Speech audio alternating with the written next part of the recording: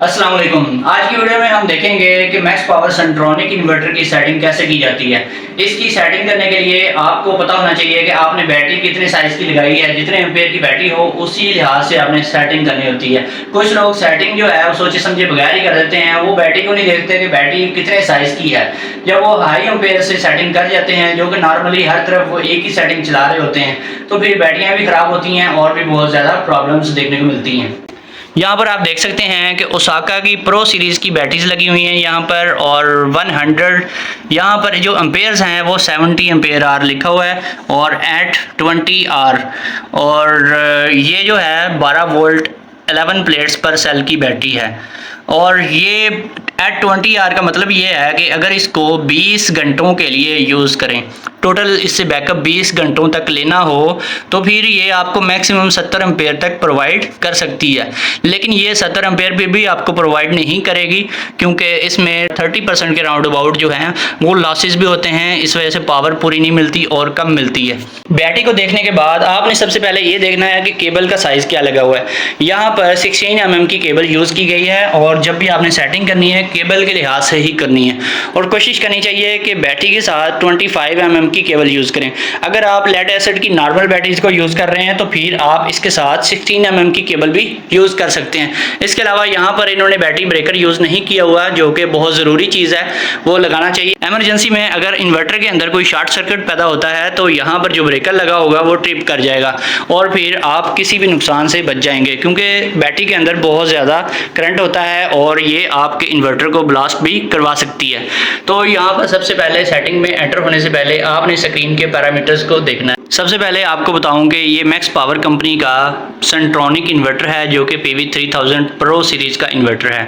और ये जो इन्वर्टर है इसकी आप साइड पे डाटा शीट देख सकते हैं। ये इन्वर्टर जो है ये 3 किलोवाट का इन्वर्टर है और ये PV3200 इन्वर्टर से काफ़ी हद तक बेहतर है। सेटिंग करने से पहले आपने स्क्रीन के पैरामीटर्स को एक दफ़ा रीड आउट कर लेना है। यहाँ पर 217 वोल्टेज वापडा के आ रहे हैं, यहाँ पर लिखा हुआ है AC इनपुट वोल्टेज, और यहाँ पर ये आप चेक कर सकते हैं कि फ्रीक्वेंसी जो है AC की वो 49 पॉइंट समथिंग या फिर 50 हर्ट्ज़, ये वेरिएबल है और थोड़ी थोड़ी देर बाद चेंज हो रही है। और ये आउटपुट के वोल्टेज हैं 230 वोल्टेज, और इस टाइम जो PV इनपुट है वो 188 वोल्टेज है।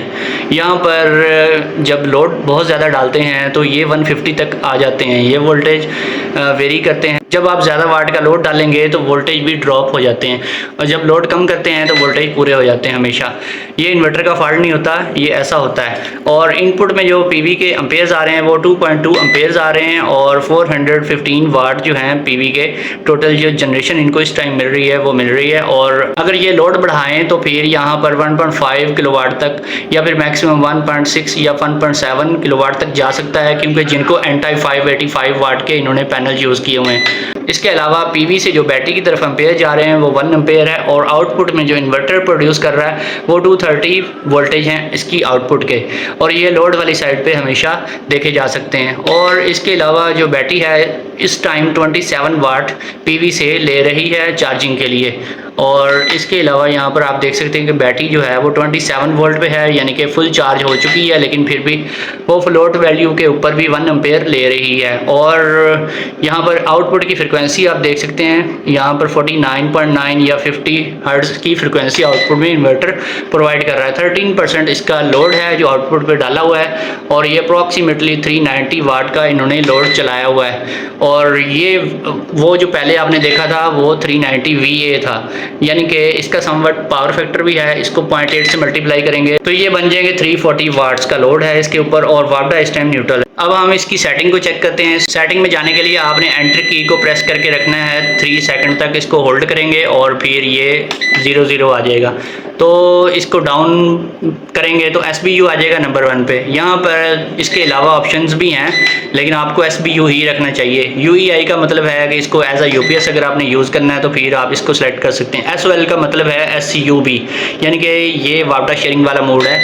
और इसको SBU पे रखेंगे तो ये वापडा को ऑटोमेटिकली कट ऑफ कर देगा और दिन को सोलर चलाएगा और शाम को ऑटोमेटिकली फिर दोबारा ये वापडा को यूज़ करेगा। और 2 नंबर पे है 20 एम्पेयर। ये एम्पेयर ज़्यादा रखे हुए हैं इन्होंने क्योंकि बैटरीज इनकी बहुत छोटी हैं। अगर 20 एम्पेयर से इन छोटी बैटरियों को चार्ज करवाएंगे तो ये मैक्सिमम 3 या 6 मंथ में ख़राब हो जाएंगी और जैसी वारंटी इनकी ख़त्म होगी तो बैटरियाँ भी साथ ही ख़राब भी हो जाएंगी। इनको हमेशा 10 एम्पेयर से रखना चाहिए। 10 एम्पेयर भी इनके लिए बहुत ज़्यादा है।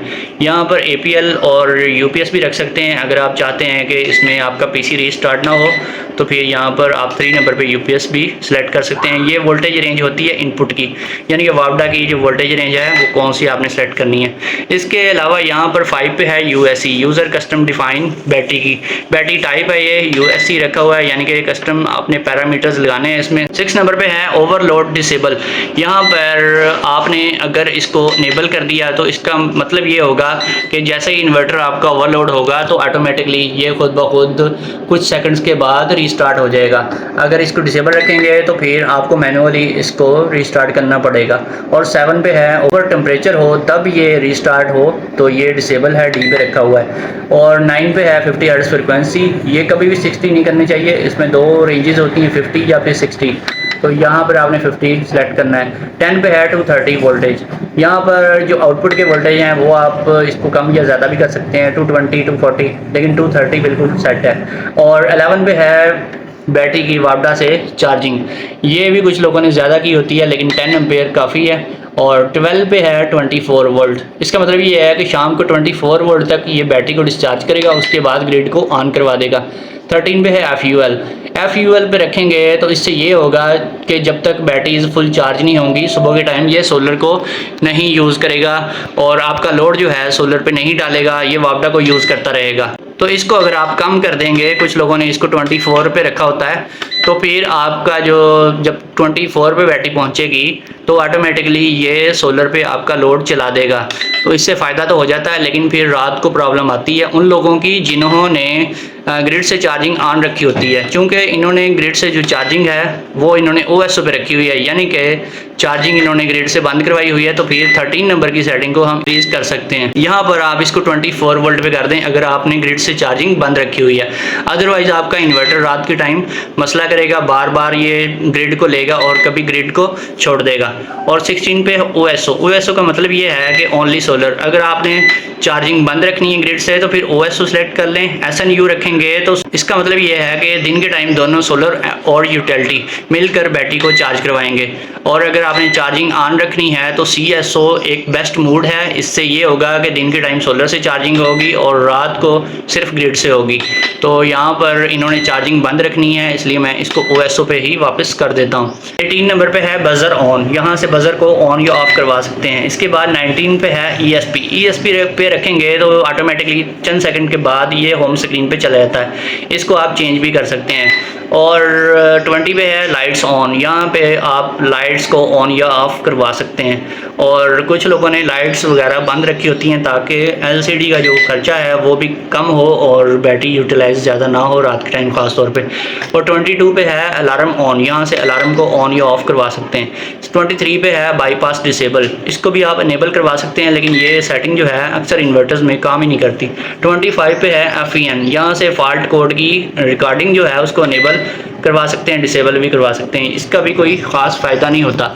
और 26 पे है इसके बल्क चार्जिंग वोल्टेज। ये 28.2 होते हैं इस बैटरी के लिए। अगर आप ट्यूबुलर बैटरी यूज़ कर रहे हैं तो फिर आपने इसकी वैल्यू को 29.2 रखना है। अगर आप डीप साइकिल बैटरी यूज़ कर रहे हैं तो फिर इस वैल्यू को आपने 28.8 रखना है। 27 पे है फ्लोट वोल्टेज। 27 पे जो फ्लोट वोल्टेज हैं ये आपने 27 ही रखने हैं। इसके अलावा 26 पे अगर आप लिथियम बैटरी यूज़र हैं तो इस वैल्यू को आपने 28.8 रखना है, इससे ज़्यादा नहीं रखना, अदरवाइज़ आपकी लिथियम बैटरी ब्लास्ट भी हो सकती है।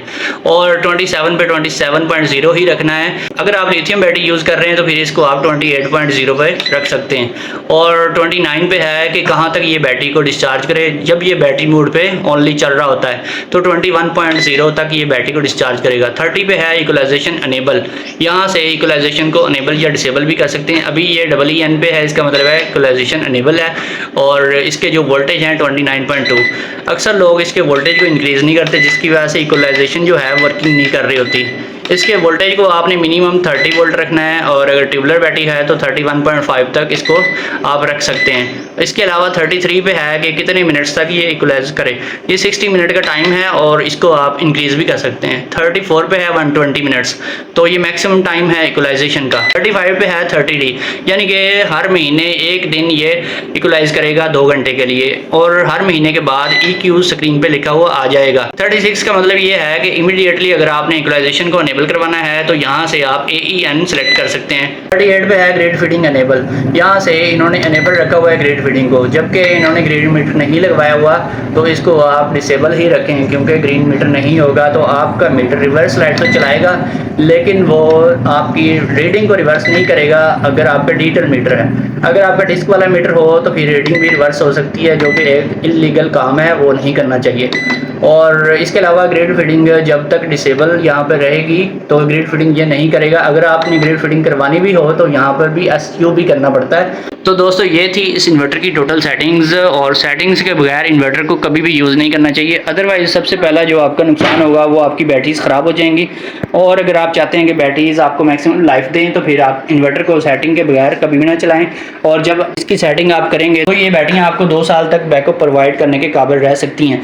लेकिन अगर आपने बैटरियाँ छोटी ही लगानी है तो कोशिश किया करें 70 एम्पेयर की बैटरी कभी भी यूज़ ना किया करें। यहाँ पर मिनिमम जो है 15 प्लेट वाली बैटरी लगानी चाहिए और 100 एम्पेयर आवर की बैटरी होनी चाहिए अगर आपने उसको सोलर के साथ यूज़ करना है। छोटी बैटरी जितनी ज़्यादा लगाएंगे वो उतनी जल्दी ही डेड होगी और ख़राब होगी। इसके ऊपर लोड बिल्कुल नहीं डालना चाहिए। कोशिश करनी चाहिए कि बैटरियाँ सिर्फ और सिर्फ लाइटें और पंखे वगैरह चलाने के लिए यूज़ करें, हैवी लोड कभी ना चलाएं। दोस्तों फिर मिलेंगे नेक्स्ट वीडियो में। ओके, अल्लाह हाफिज़।